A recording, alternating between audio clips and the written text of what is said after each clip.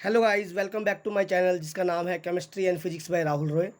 आज की वीडियो में हम क्लास 10th का एक इम्पोर्टेंट चैप्टर पढ़ने जा रहे हैं जिसका नाम है लाइट रिफ्लेक्शन एंड रिफ्रैक्शन। इस वीडियो के अंदर हम लाइट एंड रिफ्लेक्शन के बारे में कवर करेंगे और जो नेक्स्ट वीडियो है उसमें हम रिफ्रैक्शन कवर करेंगे। तो ज़्यादा टाइम ना ख़राब करते हुए चैप्टर को शुरू करते हैं। तो सबसे पहले लाइट क्या होती है? It is defined as the energy which gives a sensation of sight. Light एक एनर्जी होती है जो हमें देखने की क्षमता प्रदान करती है, जिसकी मदद से हम देखते हैं। यहाँ पे ध्यान दीजिएगा, जैसे ये ऑब्जेक्ट है, यहाँ पे टाइप ऑफ ऑब्जेक्ट है। पहले टाइप ऑफ ऑब्जेक्ट है कि किसके पास लाइट अपनी है, किसके पास लाइट अपनी नहीं है। तो जैसे एक है लुमिनस ऑब्जेक्ट। लुमिनस ऑब्जेक्ट वो ऑब्जेक्ट होते हैं जिनके पास अपनी लाइट होती है, जैसे सन हो गया, स्टार हो गया। लुमिनिकेटेड या नॉन लुमिनस ऑब्जेक्ट वो ऑब्जेक्ट होते हैं जो दूसरों की लाइट की मदद से ग्लो करते हैं, जिनके पास अपनी लाइट नहीं होती, जैसे मून हो गए और प्लैनेट हो गए। वैसे ही है types of object on the basis of transfer of light through it. मतलब ये टाइप ऑफ ऑब्जेक्ट जो आगे कराने जा रहा हूँ उस बेसिस पे है जब उसमें से लाइट, किस में से लाइट ट्रांसफ़र होगी, कितनी होगी, होगी कि नहीं होगी। सबसे पहले आता है ओपेक ऑब्जेक्ट। ओपेक ऑब्जेक्ट वो ऑब्जेक्ट होते हैं जिसमें से बिल्कुल भी लाइट नहीं पास होती, जिसमें बिल्कुल भी आर पार नहीं दिखाई देता। जैसे मान लीजिए एक वुड का पीस हो गया, एक आयरन का पीस हो गया, एक डोर हो गया। तो ये किसके एग्जाम्पल हैं? ओपेक ऑब्जेक्ट के।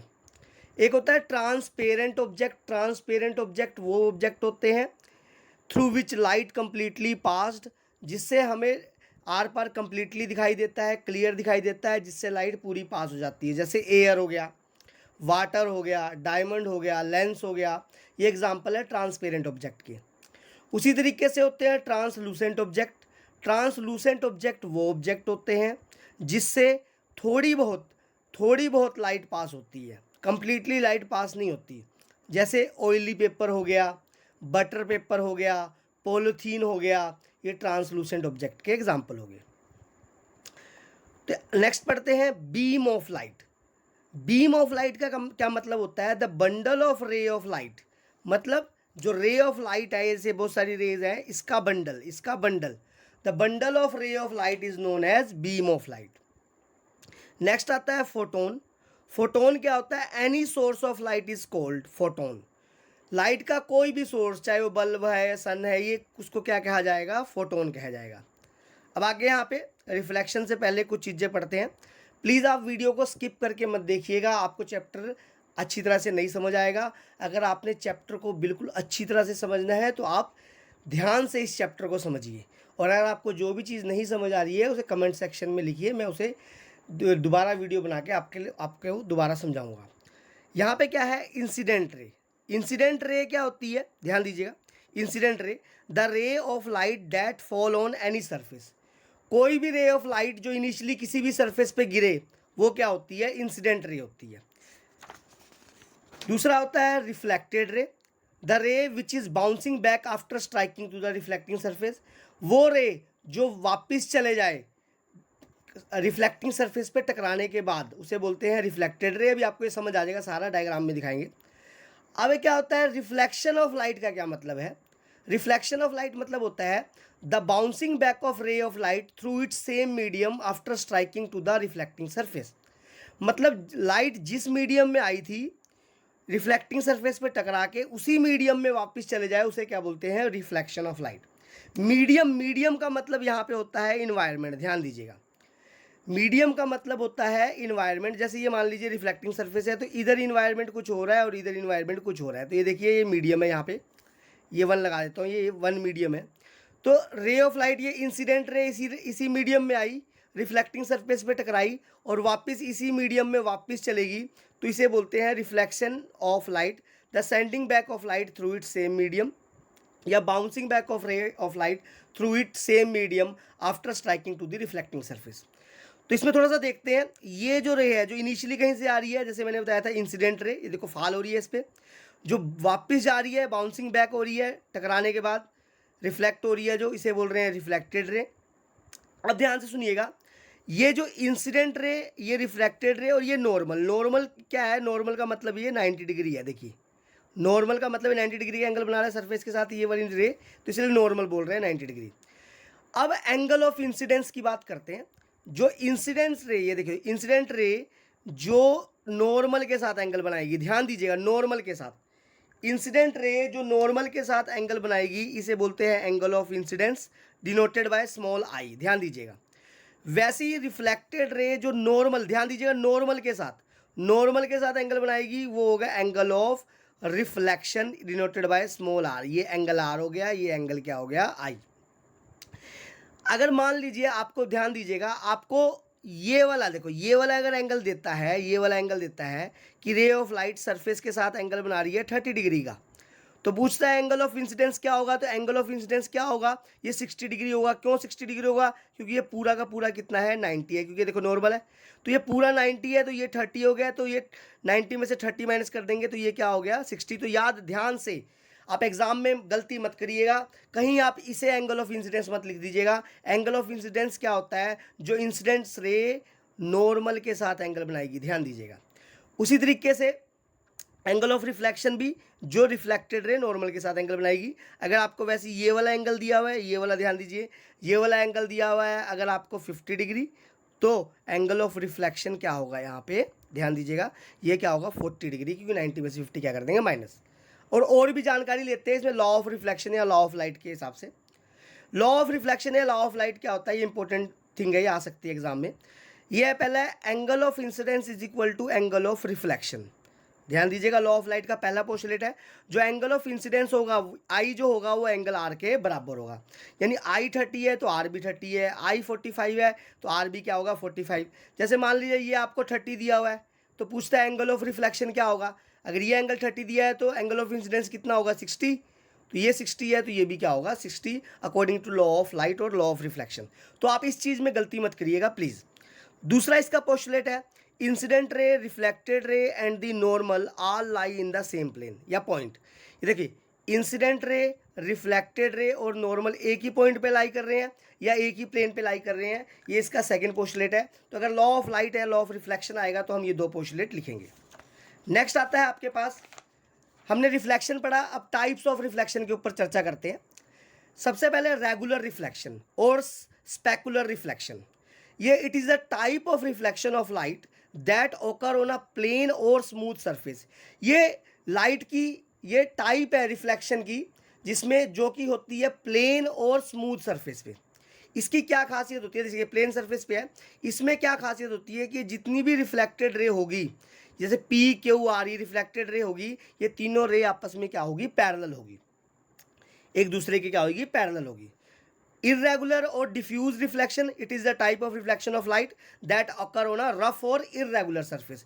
जो रिफ्लेक्शन ऑफ लाइट रफ या इरेगुलर सरफेस पे होगी वो क्या होगी, डिफ्यूज होगी। देखिए ये सरफेस क्या है, इरेगुलर है। देखिए जैसे पहले यहाँ देखिए, ये एक रे ऑफ लाइट आई, ये इधर को रिफ्लेक्शन हुई पी की तरफ को, ये दूसरी रे ऑफ लाइट आई, ये क्यू की तरफ को रिफ्लेक्टेड रे क्यू है यहाँ पे, ये रे ऑफ लाइट आई, ये डिफ्यूज सरफेस है तो आर की तरफ रिफ्लेक्ट हुई। तो देखिए पी क्यू आर इसमें आपस में पैरेलल नहीं है, तो इस केस में रिफ्लेक्टेड रे जो होती है वो आपस में पैरेलल नहीं होती। उसी तरीके से मल्टीपल रिफ्लेक्शन, मल्टीपल जैसे समझिए एक से ज़्यादा, दो या दो से ज़्यादा। ध्यान दीजिएगा, मल्टीपल रिफ्लेक्शन क्या होता है, दो या दो से ज़्यादा रिफ्लेक्शन हो एक ही टाइम पे दो या दो से ज़्यादा रिफ्लेक्शन हो से क्या बोलते हैं, मल्टीपल रिफ्लेक्शन। तो जो मल्टीपल रिफ्लेक्शन हमें तब देखने के लिए मिलती है जब हम दो मिरर एक दूसरे के सामने रख देते हैं। तो देखिए ये इंसिडेंस है, ये रिफ्लेक्ट होगी, फिर ये आगे जाके दोबारा रिफ्लेक्ट होगी, फिर ये रिफ्लेक्ट होगी, ये रिफ्लेक्ट होगी। तो मल्टीपल रिफ्लेक्शन कब आती है, जब दो मिरर हम आमने सामने रख देते हैं, तो उस केस में क्या आती है, मल्टीपल रिफ्लेक्शन। अब मान लीजिए एक आपका एडवांस क्वेश्चन आ जाता है कि भाई नंबर ऑफ इमेजेस बताइए मल्टीपल रिफ्लेक्शन में कितनी बनेगी। जैसे मान लीजिए इसका फार्मूला है 360 degree over angle between two surfaces यानी टू मिरर -1। अब इन दो मिरर है, दो मिरर के बीच में जो एंगल होगा वो यहाँ लिख देंगे, 360 यहाँ पे है और -1 कर देंगे। जैसे मान लीजिए इन दो मिरर के बीच में एंगल है 60 डिग्री, तो यहाँ पे एंगल बिटवीन टू सरफेस क्या होगा 60 डिग्री। तो नंबर ऑफ इमेजेस कैसे होगी, 360 ओवर 60 -1। तो यहाँ से देख लीजिएगा 0 से 0 कैंसिल हो गया, 6 6 जा 36, 6 आया, 6 में से 1 गया तो 5, तो नंबर ऑफ इमेजेस क्या बनेगी 5। इसी तरीके से अगर दोनों सरफेस जो है पैरेलल है एक दूसरे के, तो जो एंगल होगा इन दोनों के बीच में क्या होगा, वो 0 होगा। तो ये क्या होगा ध्यान दीजिएगा, तो ये इसका 360/0 - 1 समथिंग अपॉन जीरो क्या होता है इन्फिनिटी, इन्फिनिटी -1 क्या होता है इन्फिनिटी। तो नंबर ऑफ इमेजेस कितनी बनेगी, इनफाइनाइट बनेगी, जिसकी हम गिनती नहीं कर सकते। उसी के तरीके से आगे चलते हैं। करेक्ट कहता है characteristics of image formed by plane mirror. Plane mirror जो होता है वो किस तरह की इमेज बनाता है, उसके क्या करेक्टरिस्टिक्स होते हैं, उसके बारे में थोड़ा चर्चा करते हैं। कहता है जो प्लेन मिरर होता है इट हैज़ सेम हाइट और size as that of object. इसकी सेम हाइट होती है या साइज होता है जैसे ऑब्जेक्ट का होता है। इन दिस केस जो इमेज डिस्टेंस होता है इक्वल टू ऑब्जेक्ट डिस्टेंस होता है, मतलब मिरर से जितनी दूर इमेज होती है उतनी ही दूर ऑब्जेक्ट होता है। इस केस में वर्चुअल इमेज बनती है, इस केस में मैग्निफिकेशन क्या होती है 1 होती है, मैग्निफिकेशन क्या होती है हम आगे जाके पढ़ेंगे। इस केस में जो साइज ऑफ इमेज है, देखिए साइज जो बहुत छोटा बना है यहाँ पे, तो ऑब्जेक्ट के कंपेयर में जो साइज ऑफ इमेज जो है वो स्मॉलर देन ऑब्जेक्ट है। तो इसमें और भी क्वेश्चन आते हैं आपके इसी के अंदर, जैसे मान लीजिए अब देखिए इसमें 2 ही इमेजेस ही बनती है, इसके अलावा इमेजेस नहीं है। तो आपको बोलेगा कि एक ऐसा मिरर बताइए, 1 मार्क्स का क्वेश्चन है, एक ऐसा मिरर बताइए जो हमेशा वर्चुअल इमेज बनाएगा, तो वो होगा कॉन्वेक्स।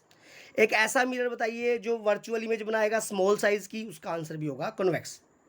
तो इसी तरीके से आगे इसके यूजेस पढ़ते हैं।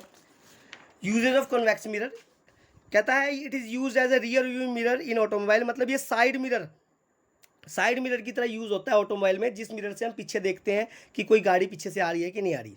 इसका क्वेश्चन भी आता है आपको कि why convex mirror is used as a side mirror in automobile, कि कॉन्वेक्स मिरर को साइड मिरर की तरह क्यों यूज़ किया जाता है ऑटोमोबाइल में। तो इसका 2 रीज़न है। पहला रीज़न है इसका लार्ज अपर्चर है। लार्ज अपर्चर का मतलब ये ज़्यादा एरिया कवर करता है पीछे का, तो मतलब सारे के सारे ऑटोमोबाइल को क्या करता है, ये मैक्सिमम ऑटोमोबाइल को कवर करता है। और दूसरा इसमें जो मेन रीज़न है, objects are appear closer than they appear, मतलब जो इसमें ऑब्जेक्ट होता है वो एक्चुअल पोजीशन से पास दिखाई देता है, विच अवॉइड एक्सीडेंट, जिससे एक्सीडेंट होने का खतरा बहुत कम हो जाता है। जैसे मान लीजिए हम मिरर में देख रहे हैं, हमें जो ट्रक पीछे से आ रहा है, तो जो ट्रक दूर है लेकिन ये मिरर हमें वो ट्रक को क्या दिखाएगा, पास दिखाएगा, तो हम पहले जल्दी से अब साइड हो जाएंगे, और साइड होने का लिए हमारे पास जो टाइम होगा वो काफ़ी होगा, विच अवॉइड एक्सीडेंट। दूसरा it is used in sunglass, ये सनग्लास में यूज़ होता है, रिफ्लेक्टर्स में यूज़ होता है, एटीएम में यूज़ होता है, एटीएम में सिक्योरिटी पर्पज़ के लिए यूज़ होता है। अब एक यहाँ पे क्वेश्चन आता है why convex mirror is diverging mirror. जैसे मैंने आपको बताया कन्वेक्स मिरर को डाइवर्जिंग मिरर इसलिए कहा जाता है कि कोई भी रे जो पैरेलल जाती है प्रिंसिपल एक्सिस के, वो मिरर में स्ट्राइक होने के बाद क्या हो जाती है, डाइवर्ज हो जाती है। देखिए जैसे मैंने बताया था, that's why convex mirror is used as a diverging mirror.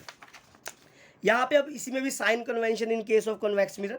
तो जैसे ये कन्वेक्स मिरर है, इसको भी हम ग्राफिकली बना लेते हैं, से नेगेटिव एक्स एक्सिस, ये पॉजिटिव एक्स एक्सिस, ये पॉजिटिव एक्सिस और ये नेगेटिव एक्सिस।